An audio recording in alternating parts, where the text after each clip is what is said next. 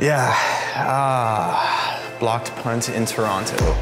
Yeah, I mean, it was a called block. Coach Dice put us in a phenomenal position. Nige was kind of playing the A gap.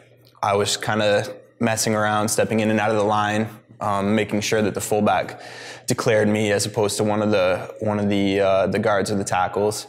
And then obviously we had Shag playing the C gap. And then Howell also coming off the edge from his halfback spot. You know, it was one of those situations where it kind of worked out exactly how it was drawn up. We ended up with a 4-on-3 situation, and Howell and I came free through to the up back. Howell did a great job of timing it up, so he wasn't blocked at all. And then, you know, their fullback kind of got stuck in between Howell and myself. I took the inside gap, Howell took the outside gap. It was one of those things where I avoided contact at the fullback spot. When you get to that point, you kind of have like, I don't know, a millisecond decision on how you're going to try and block the punt. With the new rule, you're not allowed to hit the kicker at all when you block it. So you have to avoid contact at all costs. So I decided that I could cross BD's face. So I just kind of laid out long and low. It's always younger players. It's long and low. Don't raise your hands up. And just attacked his kicking foot.